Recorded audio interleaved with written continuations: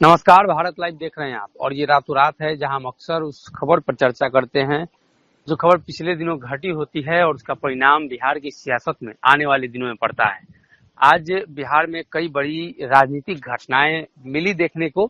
एक तरफ जहां लालू प्रसाद यादव की तबीयत लगातार बिगड़ती जा रही थी, लेकिन अब अच्छी खबर है कि तेजस्वी यादव ने सब कुछ स्पष्ट किया है कि उनकी तबीयत में सुधार है। वहीं दूसरी तरफ आरसीपी सिंह बिहार लौटे हैं और बिहार लौटते ही कहीं ना कहीं यह चर्चा तेज हो गई कि अब आरसीपी सिंह बिहार में रहेंगे तो जदयू के अंदर ये जो भाजपा और जदयू के बीच लड़ाई चल रही है, अब जदयू के अंदर ही घमासान होगा। ऐसे में बाबा के साथ हम इस खबर पर चर्चा करेंगे। सवाल रहेगा, बाबा लगातार ये चर्चा है, आरसीपी समर्थकों ने साफ तौर पे कह दिया है कि वो जदयू में नहीं है, आरसीपी सिंह कह रहे हैं कि हम जदयू में है, उपेंद्र कुशवाहा कह रहे हैं कि वो तय कर ले कहाँ है। सीधे तौर पे सनी, जो पिछले 72 घंटों में जो घटनाक्रम हुए हैं वो पूरी तरह से दो केंद्रों पर केंद्रित रहा है। एक आरसीपी और दूसरा लालू प्रसाद।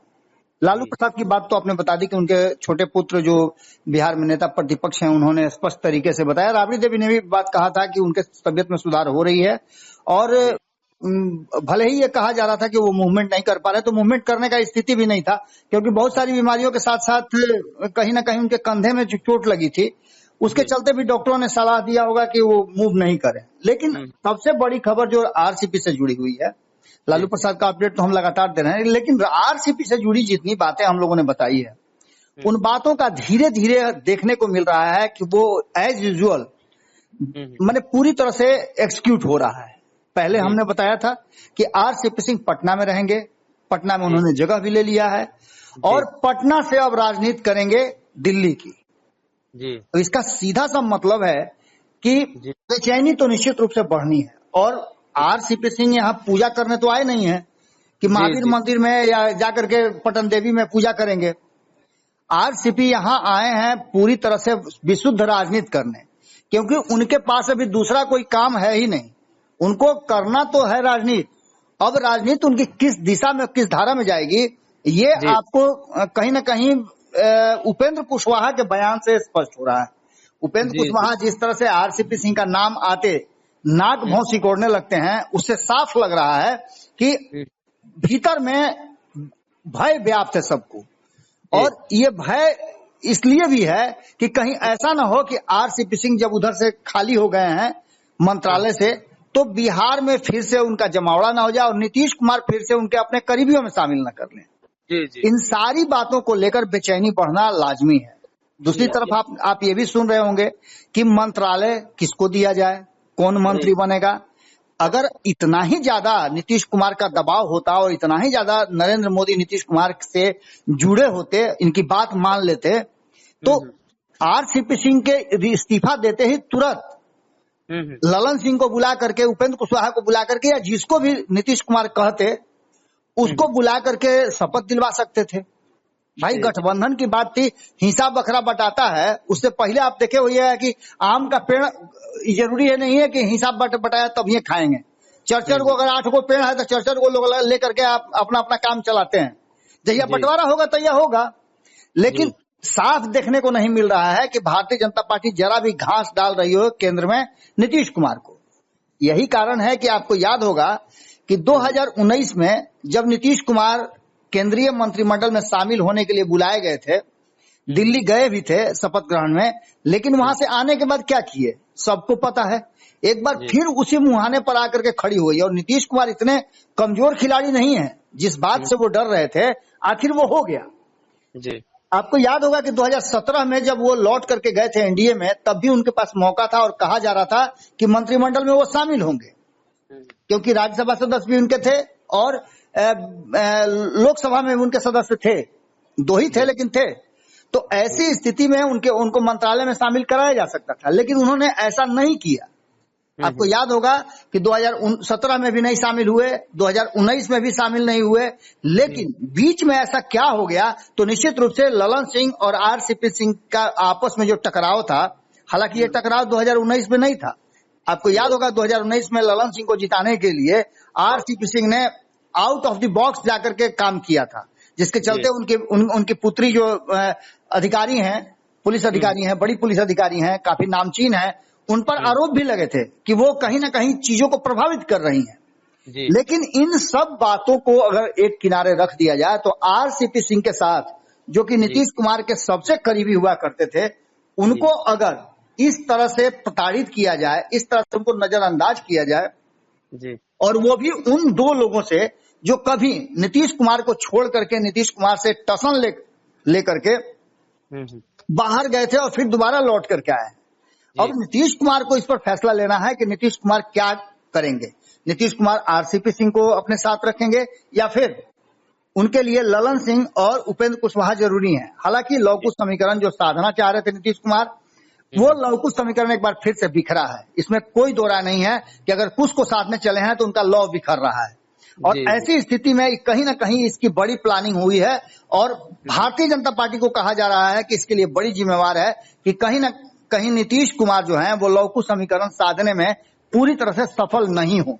आरसीपी सिंह को अपने पाले में करके या आरसीपी सिंह को उस रास्ते पर ले जा करके नीतीश कुमार के जो एजेंडा है, नीतीश कुमार का जो प्लानिंग था, उस प्लानिंग को भारतीय जनता पार्टी ने ध्वस्त जरूर कर दिया है। अब आगे की कहानी है कि आगे की कहानी यह है कि आरसीपी सिंह जब मंत्रिमंडल का प्रभार दे रहे थे तो ज्योतिरादित्य सिंधिया का आपने बात सुना होगा।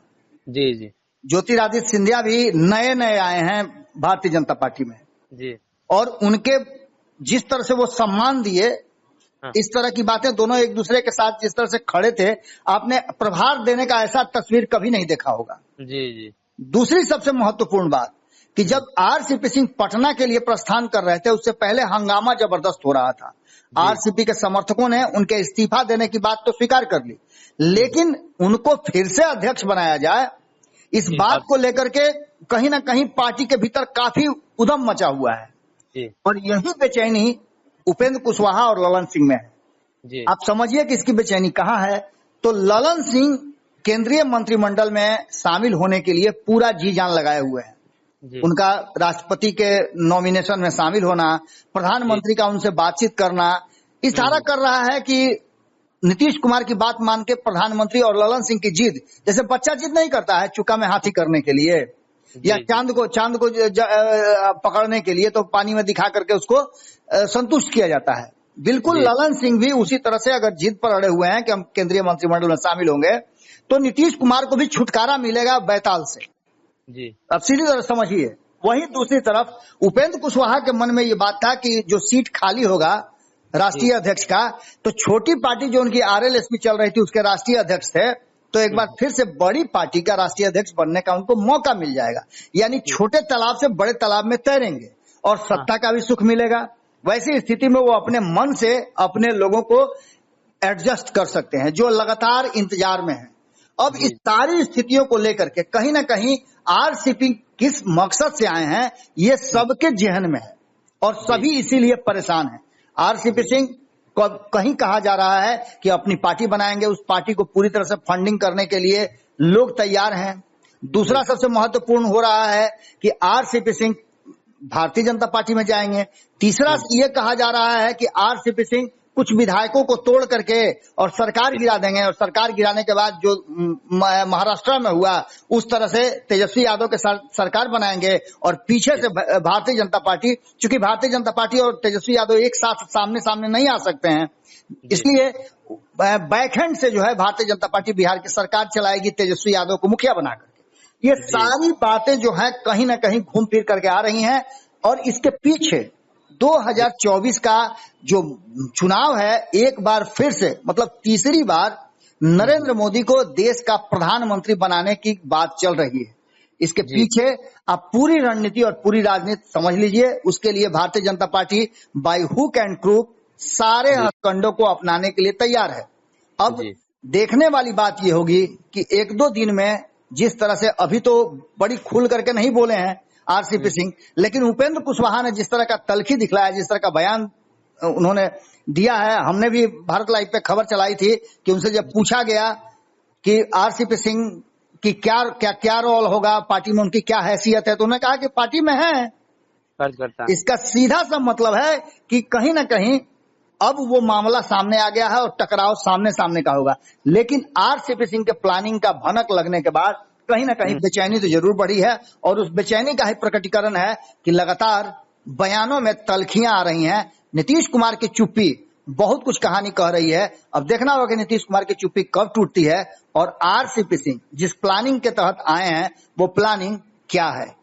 जी, तो कहीं ना कहीं बाबा ने आपको बताया किस तरीके से जो बिहार में सियासत है, और खास तौर पे जो व्यक्ति केंद्रीय मंत्री और राष्ट्रीय अध्यक्ष रह सकता है वो तो पार्टी के कार्यकर्ता के रूप में तो नहीं ही रहेगा, या तो राजनीति से संन्यास ले लेगा, या फिर से वो पद, वो इच्छा उनके पास होगी जिसको पाने के लिए वो आने वाले दिनों में किसी भी तरह की सियासत कर सकता है। अगर ये वीडियो पसंद आई और वह बिहार के राजनीति और बिहारियत से सरोकार रखेनी तो सब्सक्राइब बटन दबा के चैनल के सब्सक्राइब कर ली। ओजे एगो घंटी बा, ओकरा बटन दबा देला से कुल सटीक और मारक खबर रुआ मुफ्त में मिल जाई। अगर रुआ पत्रकारिता के हमनी के नया प्रयोग में सहयोग कर चाहतानी तो ज्वाइन बटन दबा दी। पेटीएम नंबर नोट कर ली 9386816700। धन्यवाद।